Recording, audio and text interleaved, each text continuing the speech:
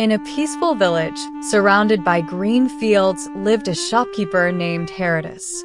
His small grocery shop stood near the banyan tree in the center of the village. Everyone came to him, farmers, children, travelers, and workers. Haridas was known for one thing.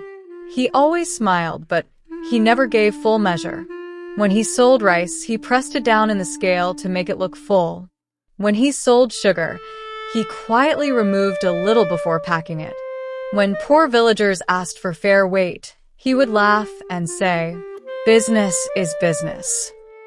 Most villagers noticed, but no one argued. They trusted karma to do its work. Across the road lived an old woman named Amma Shanti. She was poor, but she always gave more than she had. If someone was hungry, she shared her bread. If a traveler was tired, she offered water and shade.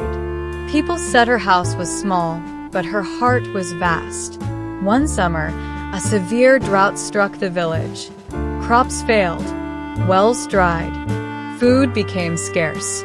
Villagers rushed to Haridas' shop, but instead of helping, he raised his prices. "Supply is low," he explained coldly. "If you want food, pay more." Desperate people sold their jewelry and tools just to survive. Haridas' store filled with money, but the village filled with sorrow. One evening, a tired traveler entered the village. He had no money and no food. He went first to Haridas' shop. "Sir," he said humbly, "I have walked for days. May I have a little grain? I will repay you when I can." Haridas looked at him with irritation. "This is a shop, not a charity. Come back when you have money." The traveler nodded quietly and walked away. He reached Amma Shanti's small hut. She had only a handful of rice left, but she cooked it and shared half with him. She gave him water, a mat to rest, and kind words. Before leaving the next morning, the traveler said gently, "Kindness given returns in ways we cannot see." Days passed. The drought worsened. Then one morning, the government announced relief supplies for the village. Food sacks were distributed based on community records. But something unexpected happened. The officer asked villagers to recommend who should manage the distribution center. Without hesitation, everyone named Amma Shanti. She gives fairly. She thinks of others first. She can be trusted.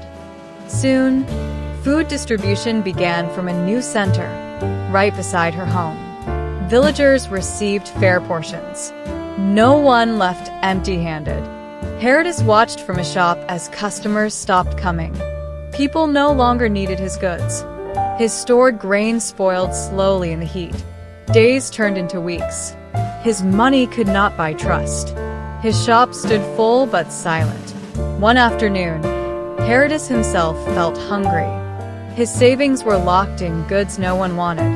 He walked slowly toward Amma Shanti's house. Ashamed, he said, "I have nothing to offer, but I need help." Amma Shanti looked at him kindly and served him food without a word. Haridas lowered his eyes. "Why are you helping me?" he asked. She smiled gently. "In this world, what we give returns to us." At that moment, Haridas understood the truth he had ignored for years. He had measured grain unfairly, and life had measured his fortune the same way. From that day, Haridas changed. He reopened his shop with honesty. He gave full measure. Sometimes he gave extra to those in need. Slowly, trust returned. Customers came back, not because of prices, but because of character.